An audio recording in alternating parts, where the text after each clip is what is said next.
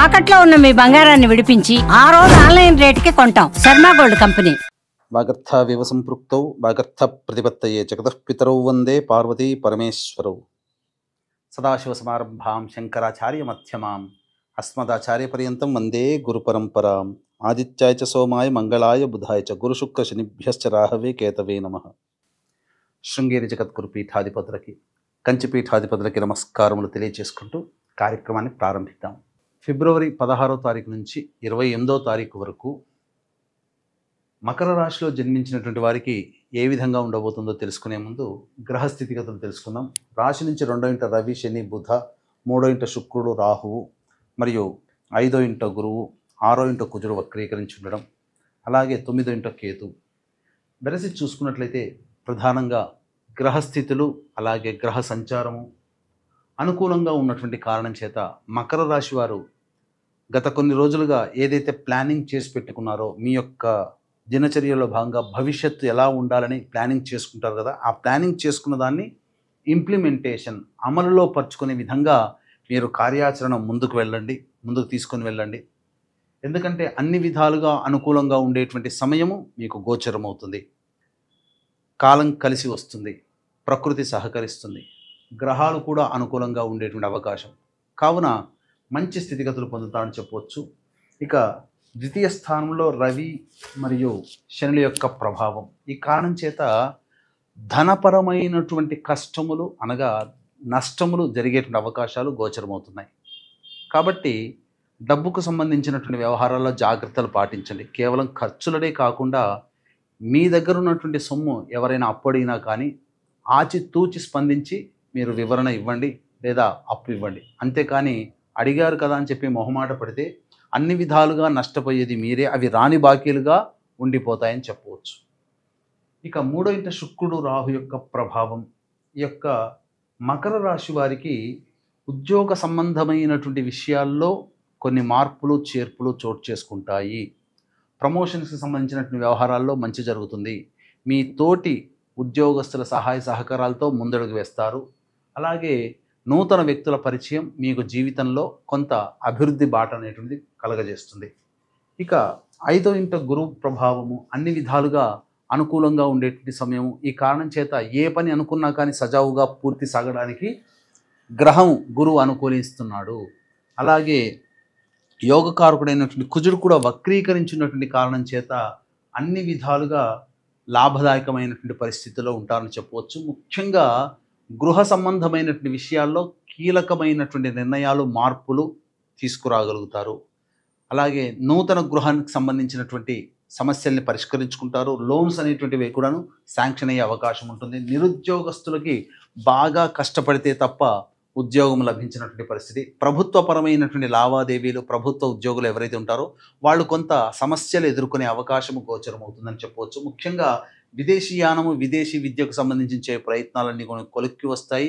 అలాగే కోరుకున్నటువంటి యూనివర్సిటీలో మీకు ప్రవేశం లభించి తీరుతుందని చెప్పవచ్చు. తర్వాత చెప్పొచ్చేది ఏమిటంటే అన్ని విధాలుగా అనుకూలంగా ఉంటుంది. ముఖ్యంగా ఫుడ్కు సంబంధించి general stores, super markets, FMCG రంగంలో ఉన్నటువంటి వాళ్ళు, ఎడ్యుకేషన్లో మరియు జ్యువెలరీ బిజినెస్ రంగంలో ఉన్నటువంటి వాళ్ళు, పూజా స్టోర్స్, తీర్థయాత్రలు, పండ్ల వ్యాపారస్తులు, కర్రీ పాయింట్స్ నడుపుకునేటువంటి వాళ్ళు, వీళ్ళకందరికీ కూడా అనుకూలంగా ఉంటుంది. వీళ్ళతో పాటుగా రియల్ ఎస్టేట్ మరియు న్యాయ సంబంధమైనటువంటి వృత్తుల్లో ఉన్నటువంటి వాళ్ళు, రైతులు, ఎలక్ట్రానిక్స్ అండ్ ఎలక్ట్రికల్ రంగంలో ఉన్నటువంటి వాళ్ళకి కూడా మంచి జరుగుతుంది.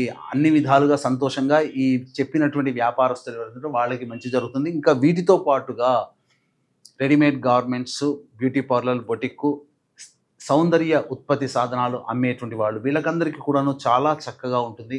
కాకపోతే సిమెంట్, ఇసుక మరియు ప్లాస్టిక్ రంగంలో ఉన్నటువంటి వాళ్ళు, ఐరన్ రంగము మరియు దిగువ స్థాయి అనగా క్లాస్ 4 ఎంప్లాయీస్, ఇటువంటి రంగంలో చర్మ సంబంధమైనటువంటి వ్యాపారస్తులు, వీళ్ళకి మాత్రం ఆశించిన మేర ఫలితాలు కనబడకపోగా ఖర్చులు అధికంగా అయ్యే అవకాశం ఉంది. కాబట్టి జాగ్రత్తలు పాటించండి. తర్వాత చెప్పొచ్చేది ఏమిటంటే మంచి శుభ పరిణామాలు చోటు చేసుకునే అవకాశం ఉంది. కావున ధనము ఖర్చైనా పర్వాలేదు, కానీ పరిస్థితులు అనుకూలంగా ఉన్నటువంటి కారణం చేత మీరు చేపట్టినటువంటి పనులలో విజయాన్ని సాధించే అవకాశాలు ఎక్కువగా ఉంటాయని చెప్పవచ్చు. అయితే ఈ 16వ తారీఖు నుంచి 28వ తారీఖు వరకు మంచి చెడు ఆదాయం ఖర్చు ఏ విధంగా ఉండబోతుందో తెలుసుకునే ప్రయత్నం చేద్దాం. ముందుగా వీక్షించేటువంటి ప్రేక్షకులకి గమనిక, ఈ యొక్క మహాశివరాత్రి సందర్భంగా మహిమాన్వితమైనటువంటి కాశీ క్షేత్రంలో ఫిబ్రవరి 26, 27 తారీఖుల్లో జాతకరీత్యా కలుగు విద్య, వివాహ, ఉద్యోగ, దాంపత్య, సంతాన, అనారోగ్య సమస్యల నివారణకి, అలాగే గత జన్మ కర్మదోషాలు ఉంటే ఈ జన్మల్లో సమస్యలు ఎదుర్కొంటాము. మరియు ఈ 2025 సంవత్సరం శని ప్రభావం అన్ని రాశుల వారికి ఉంటుంది కాబట్టి శని దోష నివారణ హోమాలు పర్ హెడ్ 3,100 రూపాయలకి చేయించడం జరుగుతుంది. అలాగే శివరాత్రి రోజున అభిషేకాలు మరియు రుద్రపారాయణాలు జరుగుతాయి. అవకాశం ఉన్న వాళ్ళు కార్యక్రమ తదనంతరం కాంటాక్ట్ చేసి మీ గోత్రనామాలు నమోదు చేసుకోవచ్చు. ఇక గమనించుకున్నట్లయితే ప్రధానంగా ఈ సంబంధించినటువంటి 16వ తారీఖు మరియు 17వ తారీఖులో కనుక చూసుకున్నట్లయితే మానసికమైనటువంటి ఆందోళన అధికంగా ఉంటుంది. విదేశీయానానికి సంబంధించిన ప్రయత్నాలు కొంత వివాదాలకి దారితీస్తుండగా జిగ్జాగ్ వ్యవస్థలో ఉంటాయి. ఏ నిర్ణయం తీసుకోలేనటువంటి పరిస్థితిని గమనించవచ్చు.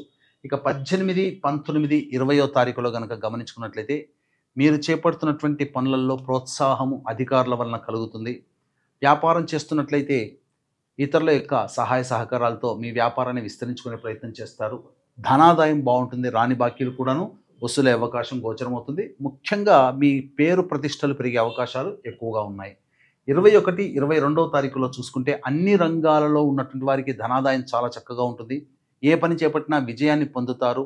అవసరానికి ఖర్చులకి మించినటువంటి ఆదాయం లభించడం, ఆనందంగా గడుపుతారని చెప్పవచ్చు. ఇక 23, 24వ తారీఖులో కనుక చూసుకున్నట్లయితే మానసికమైనటువంటి ఆందోళన అధికంగా ఉంటుంది. ముఖ్యంగా మీరు అతి ఆత్మవిశ్వాసంతో కానీ లేదా అత్యుత్సాహంతో చేపట్టినటువంటి పనుల వల్ల కొంత వివాదాస్పదాలు అవ్వడం, తద్వారా మీకు తెలియకుండానే అది మీ యొక్క కెరియర్ని కావచ్చు, లేకపోతే మీ యొక్క గౌరవాన్ని డ్యామేజ్ చేసే విధంగా కొన్ని సంఘటనలు చోటు చేసుకుంటే మానసిక ప్రశాంతత లోపిస్తుంది. ఖర్చులు అధికంగా ఉంటాయి.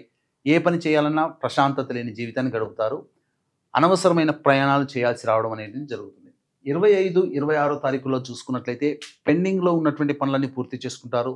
కుటుంబ సభ్యులతో ఆనందంగా గడుపుతారు. విందులు, వినోదాలు, స్నేహితులతో ఆనందంగా జీవిస్తారు. నూతన వ్యక్తుల పరిచయం మంచి ఆనందాన్ని కలగజేస్తుందని చెప్పవచ్చు. ఇక 27, 28వ తారీఖులో చూసుకుంటే ప్రభుత్వపరముగా పనిచేసేటువంటి ఉద్యోగస్తులు కావచ్చు, లేకపోతే వ్యాపారస్తులు కావచ్చు, ఆ ప్రభుత్వపరమైనటువంటి నిర్ణయాల వల్ల కొంత మానసికమైనటువంటి ఇబ్బంది కలుగుతుంది.